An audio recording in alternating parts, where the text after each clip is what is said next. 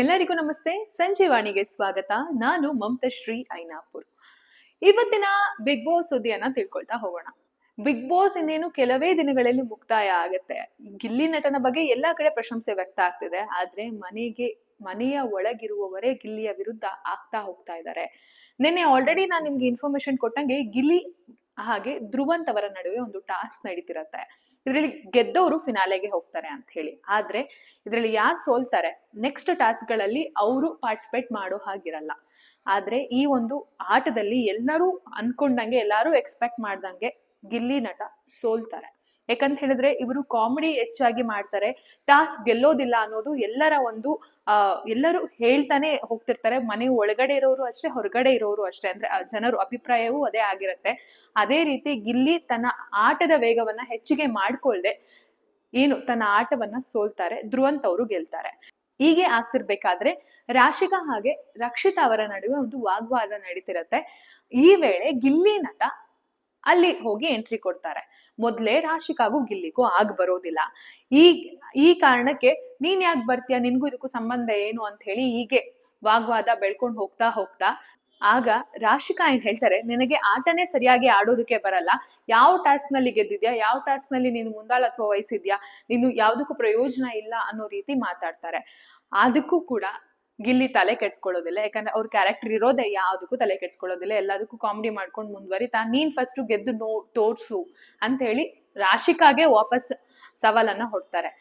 ಈಗಾಗ್ಲೇ ಮನೆಯ ವಿರುದ್ಧ ಹೋಗಿರುವಂತಹ ಗಿಲ್ಲಿಗೆ ರಕ್ಷಿತಾ ಹೊರತಾಗಿ ಇನ್ಯಾರೂ ಕೂಡ ಅವನಿಗೆ ಸಪೋರ್ಟ್ ಆಗಿ ನಿಂತಿಲ್ಲ. ಧ್ರುವಂತ್ ಅವ್ರಿಗೂ ಮೊದ್ಲಿಂದಾನು ಗಿಲ್ಲಿ ಕಂಡ್ರೆ ಆಗೋದಿಲ್ಲ. ಹಾಗೆ ಅಶ್ವಿನಿ ಮತ್ತೆ ಗಿಲ್ಲಿ ಅಂತ ಹೇಳಿದ್ರೇನೆ ಹಾವು ಮುಂಗುಸಿ ರೀತಿ ಇದ್ದಾರೆ. ಈ ರೀತಿ ವರ್ತನೆ ಮಾಡ್ತಿರ್ಬೇಕಾದ್ರೆ ಅಶ್ವಿನಿ ಗೌಡ ಅವರು ಈಗ ಗಿಲ್ಲಿಯನ್ನ ಮೀರ್ಸೋದಕ್ಕೆ ಹೊರಟಿದ್ದಾರೆ ಅನ್ನೋ ಮಾತು ಸಹ ಕೇಳಿ ಬರ್ತಿದೆ. ಮೊದ್ಲಿಂದಾನು ಅಶ್ವಿನಿ ಗೌಡ ಚಿಕ್ಕ ವಿಚಾರಕ್ಕೂ ಟೆಂಪರ್ನ ತುಂಬಾ ಹೈ ಮಾಡ್ಕೊಳ್ತಾ ಇದ್ರು. ಆದ್ರೆ ಇತ್ತೀಚೆಗೆ ಫಿನಾಲೆ ಹತ್ರ ಬರ್ತಿದ್ದಂಗೆ ಅಶ್ವಿನಿ ಗೌಡ ಅವರು ಶಾಂತ ಮೂರ್ತಿಯಾಗಿ ವರ್ತನೆ ಮಾಡ್ತಾ ಇದ್ದಾರೆ. ನೆನ್ನೆ ತಾನೇ ನಡೆದಂತಹ ಟಾಸ್ಕ್ ನಲ್ಲಿ ಅಶ್ವಿನಿ ಗೌಡ ಅವರಿಗೆ ಬೇರೆ ತನ್ನ ಸ್ಪರ್ಧಿಗಳನ್ನ ಯಾರು ಆಟ ಮಾಡ್ತಿರ್ತಾರೆ ಅವ್ರನ್ನ ಡಿಸ್ಟರ್ಬ್ ಮಾಡುವಂತಹ ಅವಕಾಶ ಇತ್ತು. ಆದ್ರೆ ಅದೇ ರೀತಿ ತಾಳ್ಮೆ ರೀತಿ ವರ್ತಿಸಿ ತಮ್ಮ ಟಾಸ್ಕ್ ಏನ್ ಬಂದಿತ್ತು ಅದನ್ನ ಬೇರೆಯವ್ರಿಗೂ ಕೂಡ ಯಾವುದೇ ರೀತಿ ತೊಂದರೆ ಕೊಡದೆ ತಮ್ಮ ಒಂದು ಆಟವನ್ನ ಆಡ್ತಾ ಹೋಗಿದ್ದಾರೆ. ಬಿಗ್ ಬಾಸ್ ಇಂದಾನೆ ಅವ್ರಿಗೆ ಅವಕಾಶ ಸಿಕ್ಕಿದ್ರು, ಆಟ ಕೆಡ್ಸುವಂತಹ ಅವಕಾಶ ಸಿಕ್ಕಿದ್ರು ಕೂಡ ಅಶ್ವಿನಿ ಅವರು ಅಷ್ಟಾಗಿ ತಲೆ ಕೆಡ್ಸ್ಕೊಂಡಿಲ್ಲ.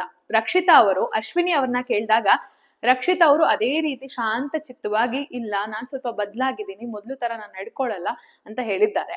ಆದ್ರೆ ಬಿಗ್ ಬಾಸ್ ನ ಗೆಲ್ಲೋದಕ್ಕೆ ಇದೇ ರೀತಿ ಏನಾದ್ರೂ ತಂತ್ರ ಮಾಡ್ತಿದ್ದಾರಾ ಅಂತ ಹೇಳಿ ರಕ್ಷಿತಾ ಅವ್ರಿಗೂ ಕೂಡ ಅನುಮಾನ ಬಂದಿದೆ. ಹಾಗೆ ಬಿಗ್ ಬಾಸ್ ವೀಕ್ಷಕರಿಗೂ ಕೂಡ ಇದು ಅವರ ಸ್ಟ್ರಾಟಜಿ ಆಗಿರಬಹುದಾ, ಫಿನಾಲೆಯ ಸ್ಟ್ರಾಟಜಿ ಆಗಿರಬಹುದಾ ಅಂತ ಹೇಳಿ ಎಲ್ಲಾ ಕಡೆ ಒಂದು ಪ್ರಚಾರ ಕೂಡ ಆಗ್ತಿದೆ. ಎಲ್ಲರೂ ಕಮೆಂಟ್ ಕೂಡ ಮಾಡ್ತಾ ಇದ್ದಾರೆ. ಇನ್ನೇನು ಫಿನಾಲೆ ಹತ್ರ ಬರ್ತಾ ಇದೆ.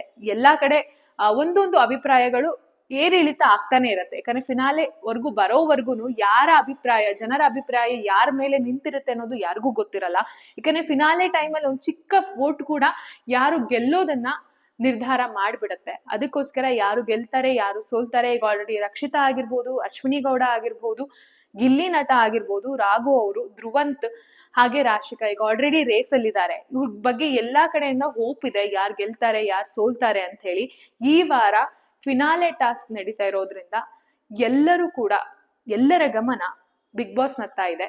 ಇನ್ನ ಕೆಲವೇ ದಿನಗಳಲ್ಲಿ ಬಿಗ್ ಬಾಸ್ ಫಿನಾಲೆ ಕೂಡ ಅನೌನ್ಸ್ ಆಗತ್ತೆ. ಇದು ಯಾರು ಗೆಲ್ತಾರೆ, ಬಿಗ್ ಬಾಸ್ ಕನ್ನಡ ಸೀಸನ್ 12ರ ಫೈನಲಿಸ್ಟ್ ಹಾಗೆ ಟ್ರೋಫಿಯನ್ನ ಯಾರು ತಗೊಳ್ತಾರೆ ಅನ್ನೋದು ಇಡೀ ಕನ್ನಡಿಗರು ಕಾದು ನೋಡ್ತಾ ಇದ್ದಾರೆ.